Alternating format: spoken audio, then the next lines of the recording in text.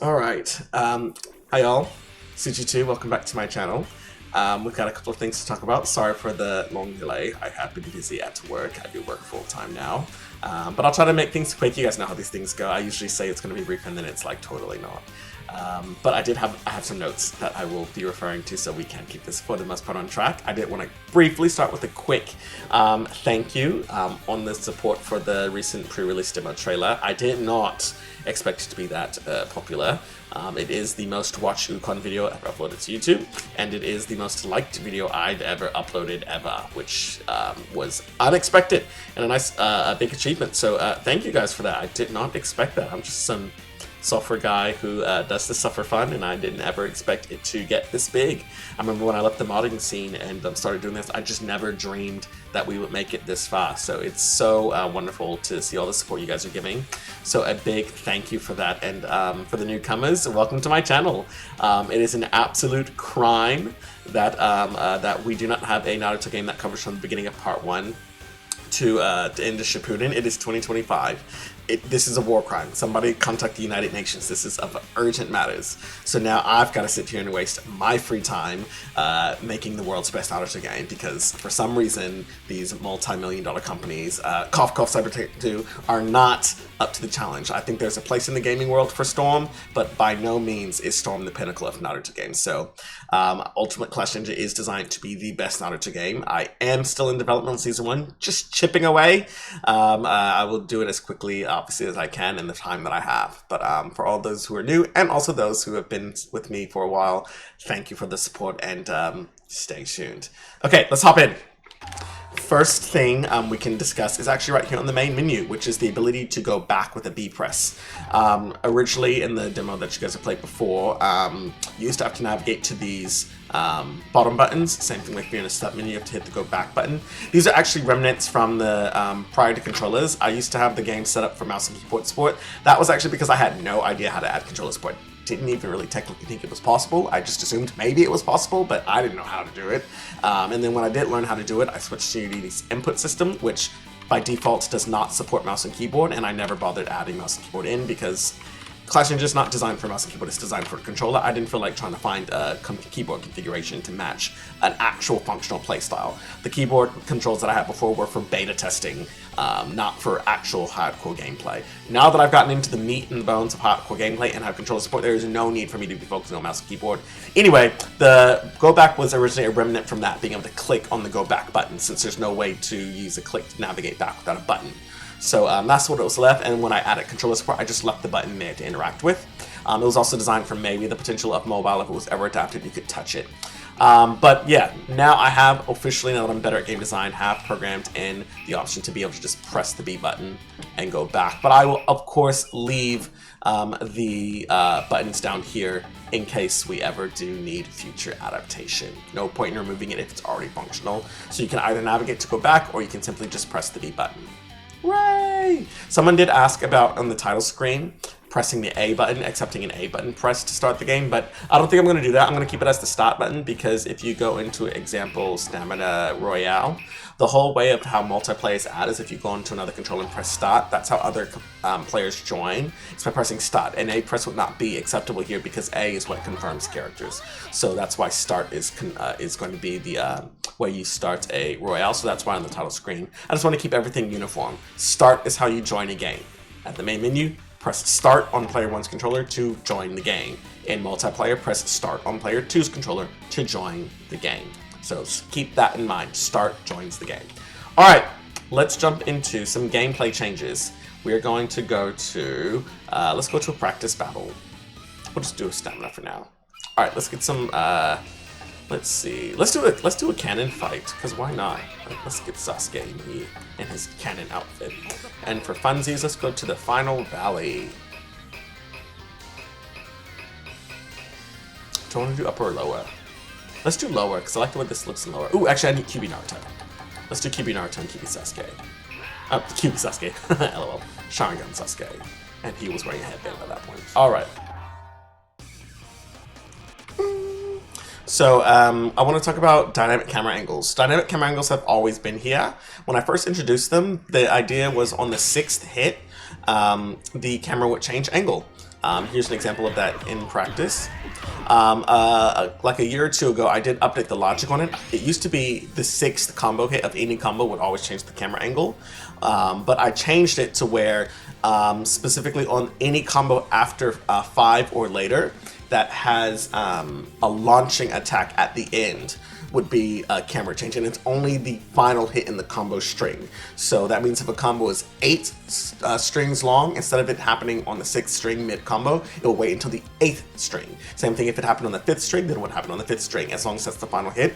So sorry for the lag, my computer's already getting hot, I need to get a new one.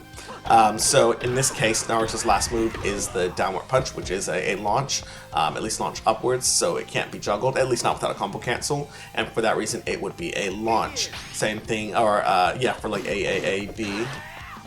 This one is the same number of combo hits, but since his downward claw is not a launch, it doesn't change the camera angle. So the logic was updated for flash, because that's the whole point, it's for flash. So if I even did this, and do the downwards, it's not going to do it.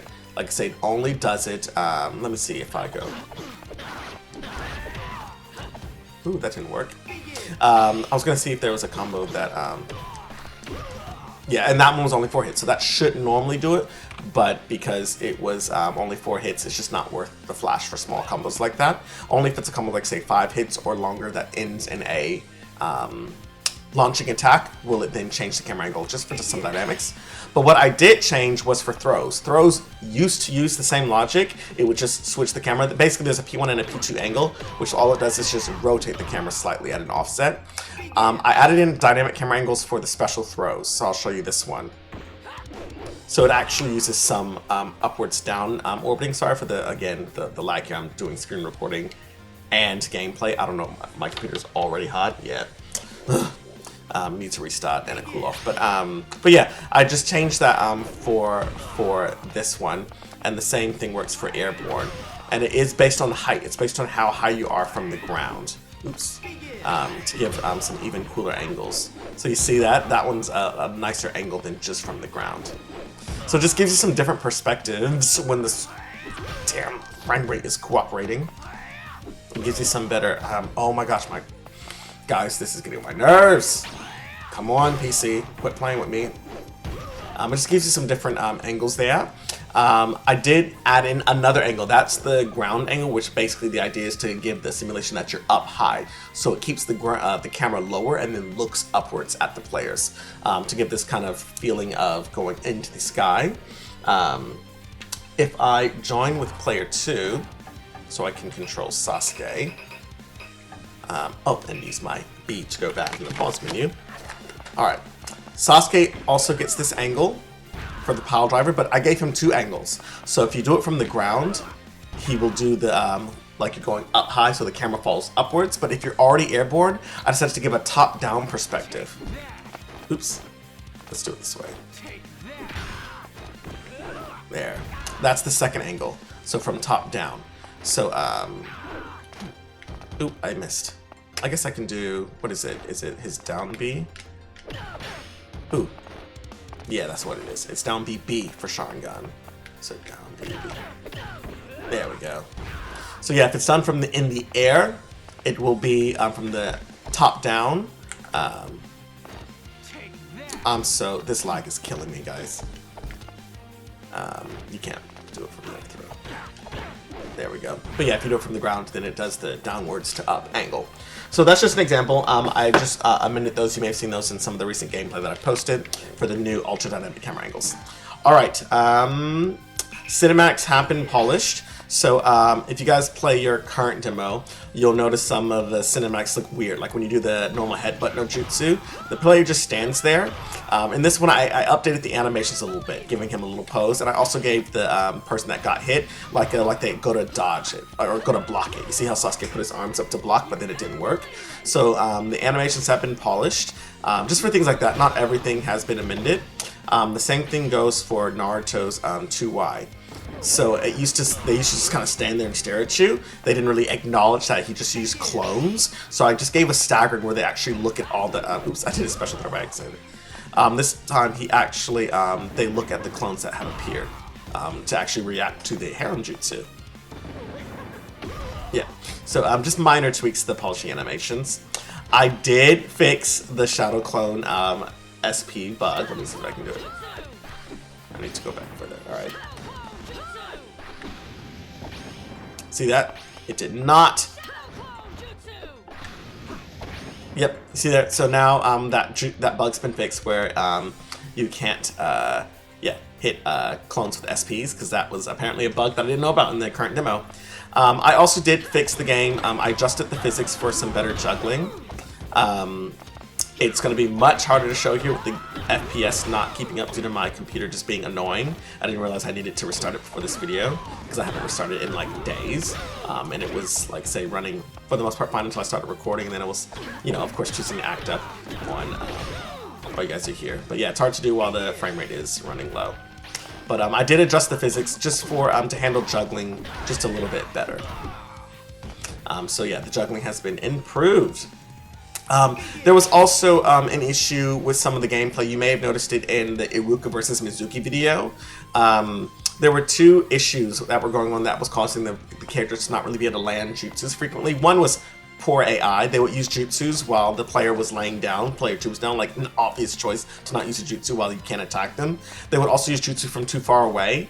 I didn't realize there was a line that I accidentally copy-pasted. The combos that they use are based on distance, close range, mid-range, and long range. And I accidentally copy and pasted the jutsu logic into the mid-range. So when you're about this distance, and so they were throwing out specials when they were clearly out of range, and I didn't mean for them to be able to do that in the mid-range. I only meant for them to do that in the long range. I wanted the logic to be there in the mid-range section for characters that had mid-range activations, but I only wanted it to be for those characters that have mid-range activations. So for example, if they have an attack, a startup for the jutsu that does cover mid-range or long range, but I accidentally left it in there for the generic jutsu as well. So they were trying to do the generic jutsu, which is a short range attack from far back, so just keep missing.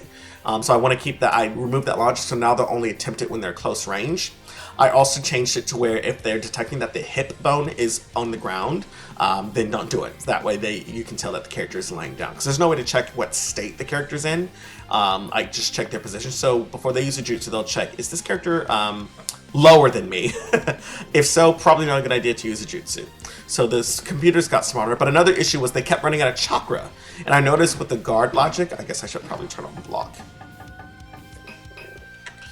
So, oh yeah, with the guard logic, what'll happen is if you use the guarding feature, it will deplete your chakra once it shatters. But I also had it where if you use the actual formal block, even though you're blocking using chakra, I don't know what I was going for when I programmed this years ago.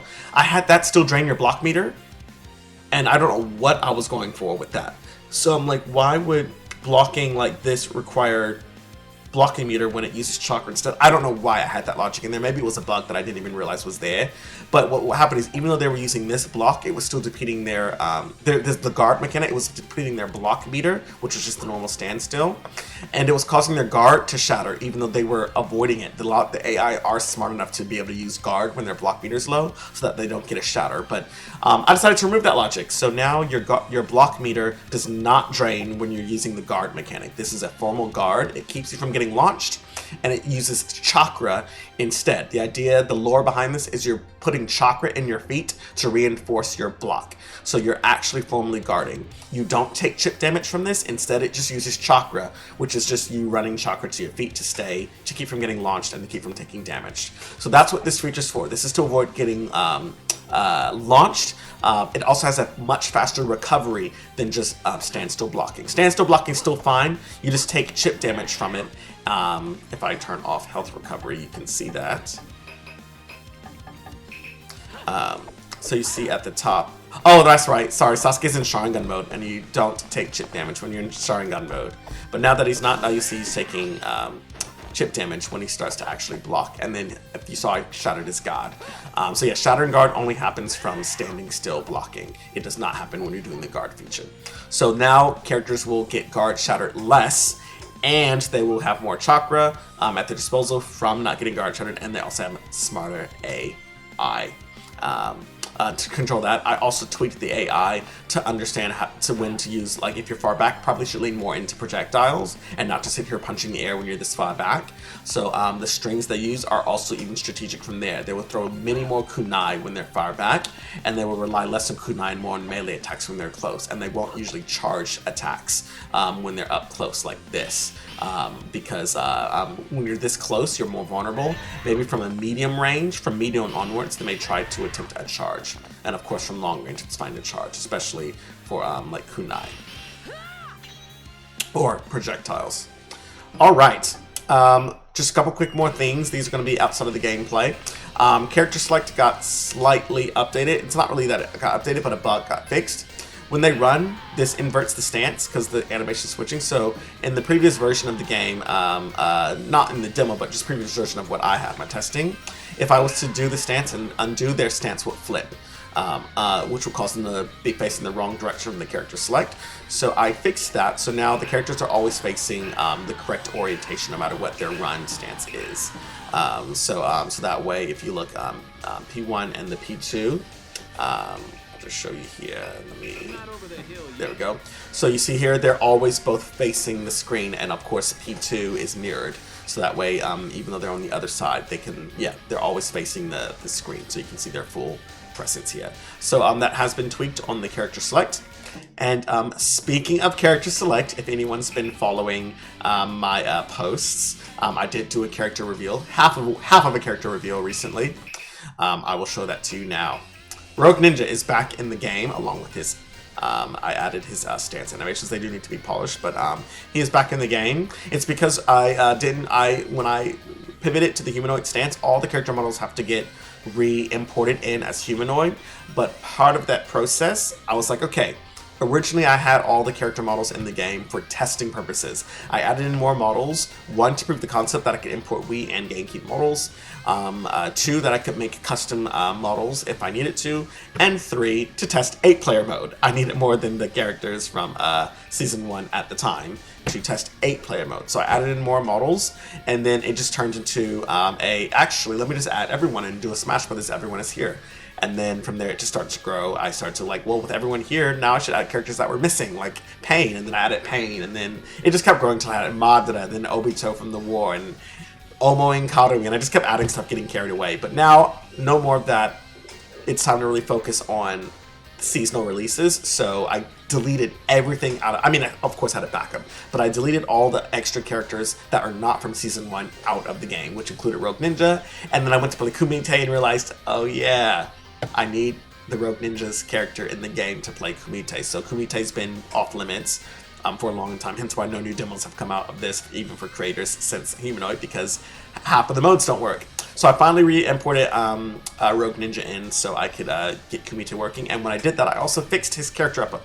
There are many more Rogue Ninja outfits now. Originally, Rogue Ninja used to only wear a mask, and the mask was randomized, so no matter how many times you picked an outfit, the mask would always change. This was kind of problematic in EX, because in EX, you're supposed to fight the ninja that you run into, but what happens is you run into one ninja who's wearing a mask, and then when the versus would happen, they'd be wearing a different mask, and then when the game starts, they'd be wearing an even different mask, because the mask is randomized on pick.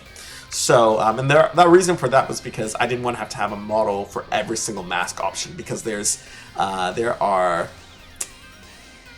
13 masks in this game, 5 with the paint, and then 8 from EX. So that's why I was just like, I'll just do a generic Rogue Ninja portrait and then let the mask randomize. But now I realize I do need to have that many models in the game. And there was also an unused Rogue Ninja model that I didn't use, this small one. This is the one that was used in SP. There was a much more higher poly model in EX3 that I used, and as well as the strong and the fat ones. But I decided to put all of them in the game now, every single one of them with all 15 masks plus a version without the masks. There are 205 character models in here, and all of them are from Season 1 or Rogue Ninja. So I'll just show these to you. So we have the standard Rogue Ninja, which is the Genin. This is the one that you're used to seeing in Revolution games. In the Kumite, there's the version without a mask. Then you have the 5 painted masks. Then you have the 8 masks from EX. These have 2 designs per mask type. So here's, I think, a bear, and it's 2. Then you have the owl, I think, and it's 2, or whatever animal that is. Or cat, I guess. Then you have this one, the bird, it's got 2. And then you have a second bird, that's got 2. And then you move on to the next one, the tuning. This was the starter Rogue Ninja in the last demo. I decided to make that just tuning and then add in the beginning version. So now the tuning version is just slightly bigger. It is a different model completely. It's a more, more adult model. This is a more skimpy model, adult. And this one also has all the mask options. Then you go to the Jonin. This is the muscular, beefy one. These are all from EX3 from their EX mode. And same thing, mask with all the options, or no mask then all the options. And finally, we have the Giant, which is, this one. And don't worry about the hands facing to the model. I will fix it up. That's just I haven't paused the animation yet. So yeah, and same story here. No mask, and then all the options with the mask. So yeah, fun fact, the options in EX3 did not have masks at all, or swords. Only the one from, they did have the, so these masks are from the Revolution games, from Kumite, and these are from EX3. But they didn't actually always wear these in-game. They were actually maskless in-game. But in the cover art, they had masks on, and the masks were left on the model even though they're unused in the game. It's kind of weird. Anyway, maybe the masks were used sparingly in the game. Maybe it was randomized too if they were masked. But anyway, all the mask options are in this game. There will be a playable version of the Rogue Ninja. These are just for Kumite. The playable version will be made available in Season 5, where Rogue Ninja is formally introduced in the Kagura story arc. This is the version that appears in Kumite only, so that's why this one's only viewable in the Character Select viewer, but not in gameplay. The gameplay version will be available in Season 5. So yeah, last but not least, I will show you guys EX mode, just because these actually were completely broken. They did not work when I imported Rogue Ninja, and it turns out I broke so many things when I switched to the normal mode, but it's been fixed since. Let's just play as, actually I'll just play as Naruto, because why not? We'll go here, just so I can see where the characters are. So we'll give this a second to load up, just so I can show you guys what EX is working again, finally. The running animation isn't fixed. I did fix it for normal gameplay, and then realized the way I animated or programmed the running animation to work with the inverting does not work in EX mode, because EX mode is slightly different in how it toggles running. So don't mind the running animation. It is going to look a little bit wonky, but that's fine. It looks fine now, but trust me, it may not always look that way. Oh, they're coming for me, help. All right. But anyway, so yeah, EX mode is finally working again. I do want to reprogram some things in this mode, mostly around how they run, because what ends up happening is too many times all the characters are in one, all the enemies are in one specific area. Look at the guy moonwalking. Not on purpose, it just ends up happening. So I want to make the logic better for how they calculate their paths, where to run. We'll just fight this one guy really quickly. So you see he's wearing this mask. This mask is the same exact mask he wears in his portrait. And it's also the same mask. Oh my gosh, he's kicking my ass. It's also the same mask he wears in the versus screen, as well as the same mask he wears in real gameplay. So the continuity has been improved. Oh my gosh.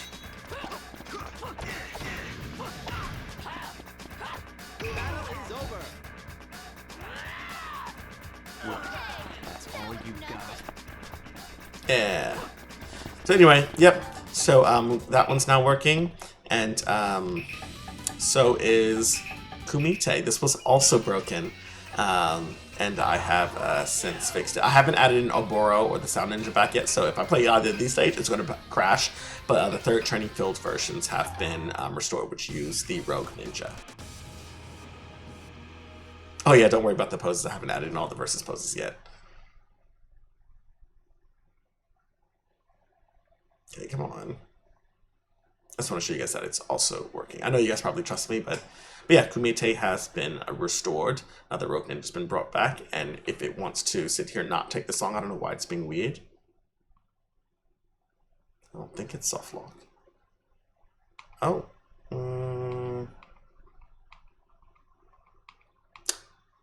For some reason. Oh. Sorry, I thought the game crashed. Oh, it didn't. Okay. It's just my computer being annoying. Get ready. Did throw an error. Yeah, it looks fine. Alright, yeah, I don't know why that took so long. this is the first time it's ever taken that long before. I've been testing this all week, making sure it was working. But anyway, that took so long to load up, but it shouldn't take that long in normal gameplay. But I'm glad it's working. I was scared. I was like, it shouldn't crash. Please don't crash on live. I am recording. This is not the time to be having random bugs. But yeah, it wasn't a bug. It just, my computer running so slow. It just was like, we'll just take our time in loading that up. Yeah.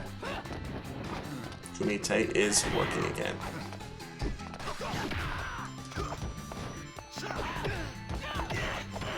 There is a glitch that I do need to fix with Kumite. If you kill 2 enemies at the exact same time, like literally on the same frame, the game will it'll crash. I don't know why that is. I think it has to do with spawning a new enemy. There is a game object where there's like only 1 enemy can be spawned per game object. I think the game just gets confused when two players get killed at the same time. So I don't know. I don't really know how to like fix that with the code, because I'm like, I don't like even like I thought I had already programmed the failsafe for what happens if 2 enemies get killed at the same time. I thought I'd already programmed that away by checking if the object is null before trying to use it, but apparently that's not good enough. So I have to find another thing. I think I can use what they call a try-catch statement, where I can try to run it, try to create it, and if an error is thrown, instead of crashing, it will instead do something else. So maybe I can at least see if that can help me identify, because when it crashes, I can't even see what line of code caused the crash, because the Unity editor crashes before it can print the line. So maybe if I can do the try-catch, what'll happen is if it detects a crash, instead of trying to run the line anyway, it will just continue running without spawning them in, and that way the game can continue and tell me where the error is, and then I can start bug fixing to see if I can get the issue to stop happening, and then get the Kumite to continue. So probably I'll get soft locked, where the Kumite will stop spawning enemies. That's fine, and then I can just keep that until I can fix the issue so that Kumite can start spawning in, versus trying to spawn and then crashing. But as you guys can clearly see, it is working as long as you don't kill 2 enemies on the exact same frame, which also defeats kind of the purpose. It would happen if you, let's say I charged up my, oh my gosh, this attack. Let's say that that aura burst killed more than 1 person at the same time. Or let's say when jutsu get added, real-time jutsu, that's obviously going to be a problem. So I do need to fix that bug before I obviously ship Season 1. But yeah, Kumite is working again. This mode is so much more fun. I'm just adding commentary now. I'll end the video after this. But this mode is so much more fun with the new movement options. Being able to do the long jump, it's so much better. Like this movement here, and also the sidestepping makes it so much. Oh my gosh, I need the ramen. I wasn't even paying attention. All right, yay! But yeah, it's so much better now with the new movement options that come from Ultimate Punch. Anyway, I'm Shrimley now. That's all I want to talk about. Thanks guys for tuning in. There are more updates on the way, and stay tuned. As always, more to come. Cheers all. Have a good night.